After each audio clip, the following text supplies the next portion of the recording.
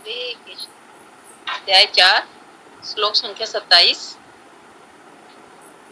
सर्वाणि इंद्रिये कर्माणि प्राण कर्माणि च अपरे आत्म संयम योग अग्नो जुहुति ज्ञान दीपिते।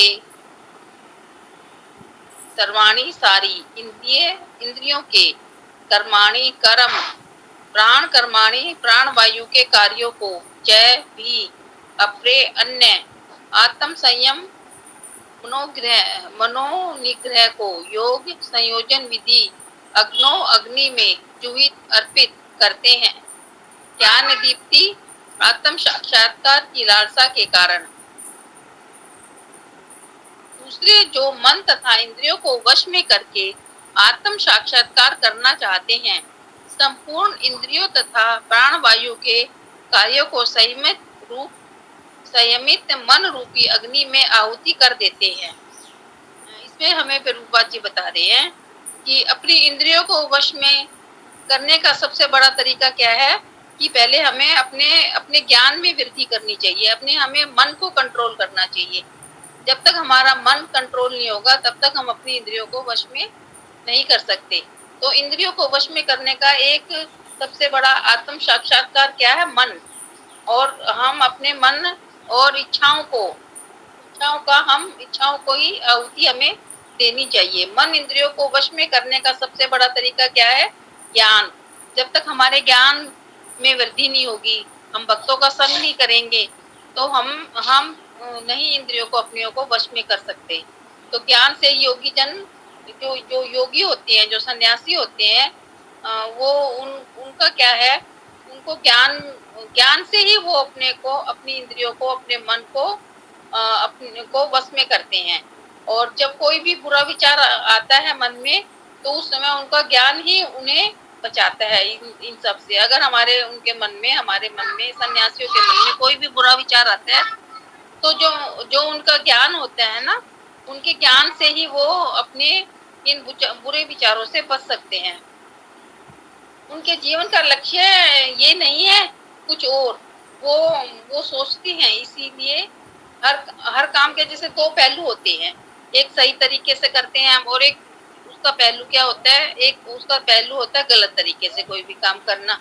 तो हर काम के दो पहलू होते हैं। अगर आपने सही रास्ता चुना है, तो इसके लिए हमें क्या है, गीता का माध्यम हमें, अगर हमने अपना गीता जी का माध्यम लेके हम कोई भी कार्य करते हैं, हम भगवान को बीच में रख के हम कोई कार्य करते हैं, तो हम गलत रास्ते पे नहीं जा सकते। तो इसके लिए क्या है, हमें अपना रास्ता जो है हमें खुद चुनना है कि हमें कौन से रास्ते पे चलना है, गलत रास्ते पे या सही रास्ते पे। तो इसमें भगवान हमें यही बताना चाह रहे हैं कि सबकी उपासना का, सबकी पूजा का तरीका जो है वो अलग अलग होता है। लेकिन अगर हम कृष्ण भावना भावित हैं और हम अपना मन एक ही भगवान कृष्ण में लगाते हैं, तो जो है वो हमारा, तो इससे हमारी इंद्रियों को तृप्ति मिलती है, इससे हमारी इंद्रियां इधर उधर नहीं भटकती।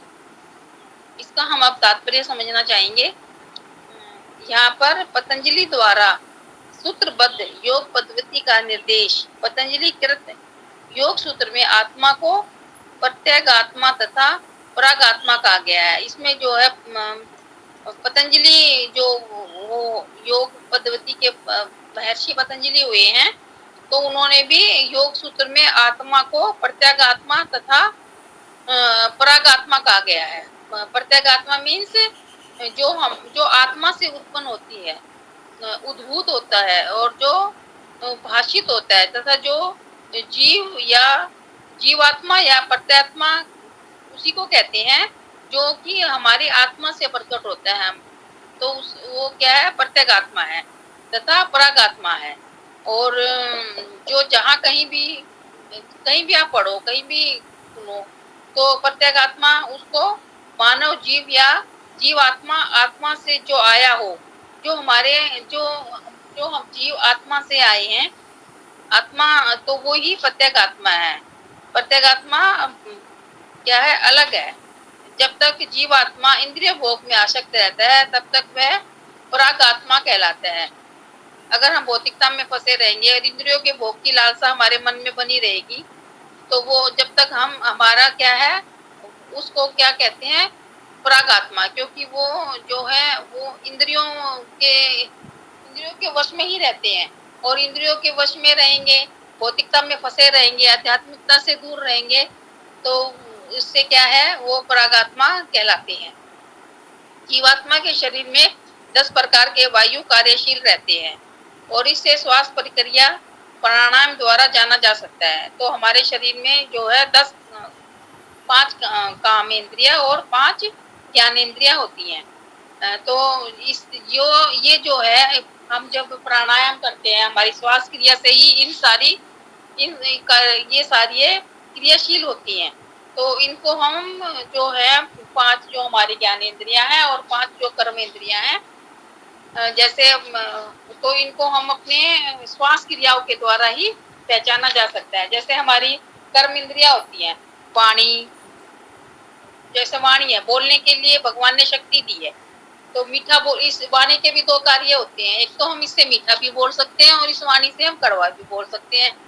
जैसे हम भगवान के लिए हम गीता जी पढ़ते हैं या हम भागवतम पढ़ते हैं, तो इस वाणी को हम अच्छे आध्यात्मिक कार्य के लिए भी यूज कर सकते हैं, और इसी वाणी को हम किसी भी गाली गलौज में या किसी अपशब्द बोल के किसी को, उसके लिए भी यूज कर सकते हैं। तो वाणी के भी हमारे 2 कार्य हैं, तो हम इसको कैसे भी यूज कर सकते हैं। तो ये जो हमारी कर्म इंद्रियां होती हैं, इसमें पैर हैं, हमारे भगवान ने पैर दिए हैं, तो इन पैरों को हम क्या कर सकते हैं, इन पैरों से हम मंदिर भी जा सकते हैं, और इन पैरों से ही हम गलत रास्ता भी पकड़ सकते हैं, कोई भी भौतिकता का।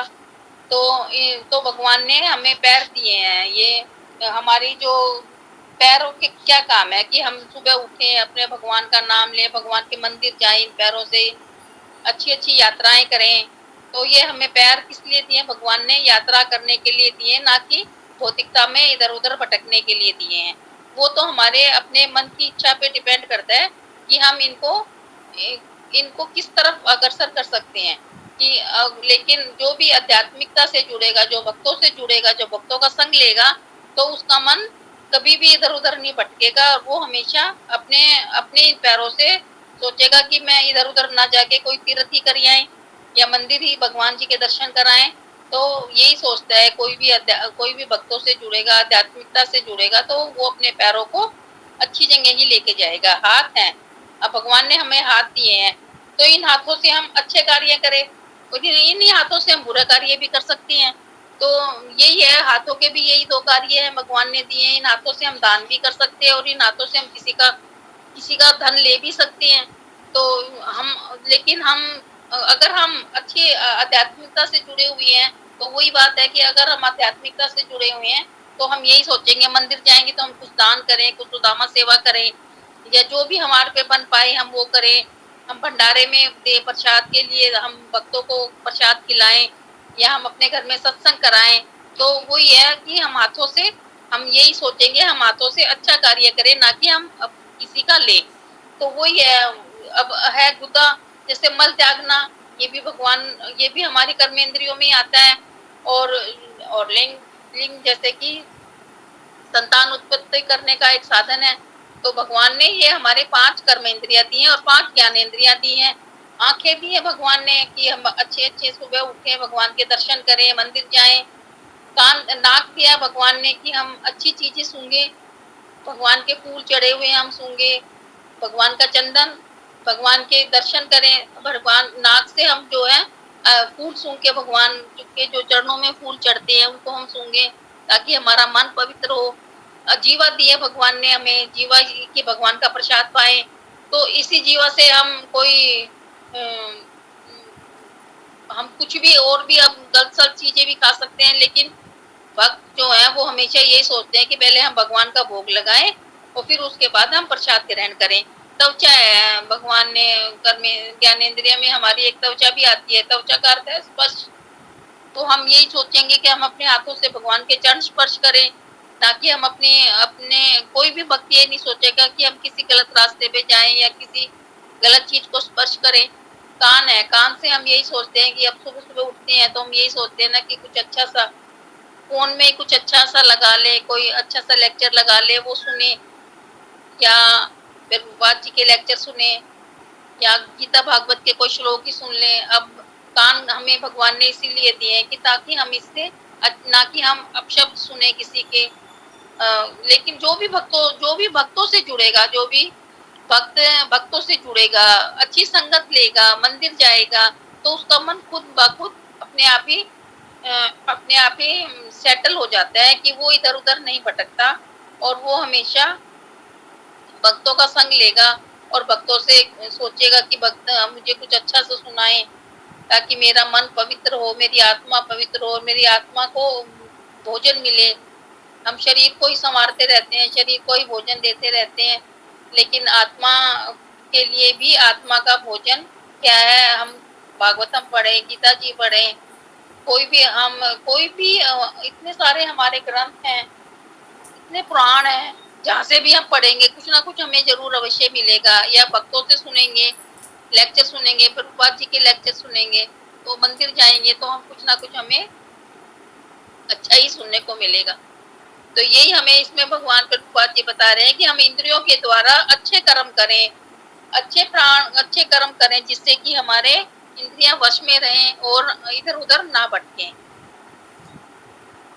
पतंजलि की योग पद्धति बताती है कि किस तरह से शरीर के वायु के कार्यों को तकनीकी उपाय से नियंत्रित किया जाए, जिससे अंततः वायु के सभी आंतरिक कार्य आत्मा को भौतिक आसक्ति से शुद्ध करने में सहायक बन जाए। महर्षि पतंजलि भी हमें यही बताते हैं कि योग पद्धति के द्वारा हम कैसे अपनी वायु के कार्यों को तकनीकी उपाय से नियंत्रित किया जा सकता है। जैसे हम श्वास लेते हैं, श्वास छोड़ते हैं, तो ये भी एक क्या है, एक तकनीक है हमारी आत्मा को शुद्ध करने की। तो इससे, क्योंकि वो तो हमेशा योग में ही विश्वास रखते थे महर्षि पतंजलि, तो कितना हमें उन्होंने दिया है। हम अच्छे शरीर जो इतने बिल्कुल बेकार पड़े थे, वो बिल्कुल भगवान पतंजलि जी के योग करने से जो है स्वस्थ हो गए। तो वो हमें क्या करते हैं, अच्छी वायु देते हैं, जिससे अंततः वायु के सभी आंतरिक कार्य आत्मा को भौतिक आसक्ति से शुद्ध करने में सहायक बन जाएं। जो हम भौतिक आसक्ति में फंसे रहते हैं, इधर-उधर भटकते रहते हैं, तो अगर हम हमारे अंदर वायु अच्छी जाएगी, हमारा सांस अच्छा लेंगे, हम योग करेंगे, तो इससे क्या है, आध्यात्मिकता की ओर अग्रसर होंगे। इस योग पद्धति के अनुसार प्रत्येक आत्मा ही चरम उद्देश्य है। प्रत्येक आत्मा ही चरम उद्देश्य है। तो ये प्रत्येक आत्मा क्या है? आत्मा, जो अंदर से हम आत्मा को जान सकें, उसे ही प्रत्येक आत्मा बोलते हैं। यह प्रत्येक आत्मा पदार्थ की क्रियाओं से प्राप्त की जाती है। इंद्रियों विषयों में प्रतिक्रिया करती हैं। इंद्रियां जो हैं, इंद्रिय विषयों में ही प्रतिक्रिया करती रहती है। यथा कान सुनने के लिए, आंख देखने के लिए, नाक सूंघने के लिए, जीभ स्वाद के लिए, हाथ स्पर्श के लिए, और ये सब इंद्रियां मिलकर आत्मा से बाहर के कार्यों में लगी रहती हैं। जो हमारी इंद्रियां हैं, ये आंख, नाक, कान, जीवा, स्पर्श, ये जो है इंद्रियां हमारे बाहर के कार्यों में लगी रहती है, भौतिकता में फंसी रहती हैं। ये जबकि हमारा कल्याण तो जब तक हम कृष्ण भावना भावित नहीं बनेंगे, जब तक हम भगवान का सहारा नहीं लेंगे, जब तक हम अपने को पूर्णतः भगवान के लिए समर्पित नहीं कर देंगे, समर्पण भाव हमारे अंदर अवश्य आना चाहिए। और जब तक हम समर्पण भाव नहीं आएगा, तब तक हम कृष्ण भावना भावित बन ही नहीं सकते। और हमारी इंद्रियों को कंट्रोल में करने का एक ही साधन है कि हम अपने आप को भगवान को अपने पूर्णतः समर्पित कर दें। जब तक हम अपने आप को समर्पित नहीं करेंगे, तब तक हम कृष्ण भावना भावित बनने के लिए सोच भी नहीं सकते और अपनी इंद्रियों को भी वश में नहीं कर सकते। यही कार्य प्राण वायु के व्यापार क्रियाएं हैं। अपान वायु नीचे की ओर जाती हैं और व्यान वायु संकोच तथा प्रचार होती हैं। जो अपान वायु होती हैं, और जो ये जो है प्राण वायु और अपान वायु, ये जो हमारे श्वास की क्रियाओं को ऊपर नीचे करती हैं। प्राण वायु और अपान वायु से ही हम श्वास लेते हैं और इस संसार में बने हुए हैं। समान वायु से संतुलन बना रहता है और उदान वायु ऊपर की ओर जाती है। जो हमारा संतुलन है, हमारे शरीर का संतुलन है, जो है ये समान वायु से बनता है और उदान वायु ऊपर की ओर जाती है। जब मनुष्य प्रबुद्ध हो जाता है तो वह इन सभी वायुओं का आत्म साक्षात्कार की खोज में लगाता है। जब मनुष्य को इस चीज की नॉलेज हो जाती है, इस चीज के बारे में पता चल जाता है, तो वो अपने शरीर को जो है अपना आत्म साक्षात्कार वो खुद करता है कि हमें अपना आत्म साक्षात्कार कैसे करना चाहिए। ऐसे ही एक बार एक कबीरदास जी थे, वो जो है सुबह क्या कर रहे हरिनाम कीर्तन के भ्रमण के लिए निकले, तो उनके आगे आगे ना, ऐसे मैंने एक बार सुना था ये, तो उनके आगे आगे बहुत सारी स्त्रियां भी जा रही थी। वो आपस में बातें करती हैं, भाई स्त्रियों का तो स्वभाव है, नेचुरली वो कुछ ना कुछ बोलेंगी जरूर। तो उसमें एक स्त्री जो वो बार बार ये कह रही थी कि मेरे नाक की नथनी आई थी मेरे ससुराल से, बार बार वो उसी नाक की नथनी की जिक्र करती कि मेरी नाक की नथनी आई थी ससुराल से मेरे, वो बार बार उसी नाक की नथनी। वो कबीरदास जी भी पीछे पीछे सुन रहे थे सारी बातें। तो वो उन्होंने क्या किया, वो उनसे आगे निकले और उन्होंने कहा कि आप ये नाक की नथनी का बार बार जिक्र कर रहे हो, ये नाक की नथनी का ही क्यों बार बार जिक्र कर रहे हो, आप उस भगवान का जिक्र करो ना। आप जिन्होंने हमें नाक दिया है, अगर भगवान हमें नाक ही ना देते तो हम नथनी कहाँ से पहनते। तो यही है कि अगर भगवान हमें ये शरीर हमें इतना सुंदर दिया, भगवान ने इतने अच्छे कुल में हमने जन्म लिया है, हम हर तरह से बिल्कुल हर तरह से अपने आप में योग्य हैं, सामर्थ्य है हमारे में हर चीज की, तो हम क्यों नहीं अपने आप को भगवान के चरणों में लगाते। तो फिर कबीरदास जी ने उन्हें कहा कि तुम भगवान का धन्यवाद करो ना कि भगवान ने तुम्हें नाक दी है, अगर नाक नहीं होती तो तुम नथनी कहाँ से पहनती। तो आप नथनी का ही धन्यवाद, नथनी के धन्यवाद, अपने मतलब पति का धन्यवाद कर रही हो, आप भगवान का धन्यवाद करो जिन्होंने नाक दिए पहनने के लिए हैं। और वही है, वही हमारे साथ भी यही है कि हम क्या है, भौतिकता में इतनी बुरी तरह फंसे हुए हैं कि हम संसार का धन्यवाद करते रहते हैं, अपने बच्चों का या किसी का भी हम, लेकिन हम उस भगवान का धन्यवाद करें जिन्होंने हमें इतना सुंदर शरीर दिया है, इतना सुंदर आत्मा दी है। हम इस आत्मा का पोषण करें और हम भक्तों से जुड़े रहें, मंदिर जाएं, दर्शन करें। अगर हमें भगवान अपने राह पे चलाना चाहते हैं तो भगवान हमें अपने चरणों में स्थान दे और हमें अपने चरणों से हमेशा लगाए रखे। तो ये हमें इस श्लोक में हमें यही समझ आता है कि हम जब तक अपनी इंद्रियों को वश में नहीं करेंगे, हम पूरी तरह से अपनी आत्मा को आत्म साक्षात्कार नहीं करेंगे, तब तक हम किसी भी कैटेगरी में नहीं आ सकते। और जब तक हम अपनी इंद्रियों को वश में हम तभी कर सकते हैं जब हम भक्तों का संग लेंगे, प्रभुपाद जी के लेक्चर सुनेंगे, हम अपने को पूर्ण तरह से भगवान को समर्पित कर देंगे कि भगवान जो कुछ है वो तेरा है, मैं ना कुछ लेके आया था और ना ही कुछ मैं लेके जाने वाला हूँ। जो मिला मुझे यहीं से मिला, जो मिला यहीं के लिए मिला, यहीं भोगना है। तो मैं तो खाली हाथ आया था और खाली हाथ ही मुझे जाना है। हरे कृष्णा प्रभु जी, हरे कृष्णा माता जी।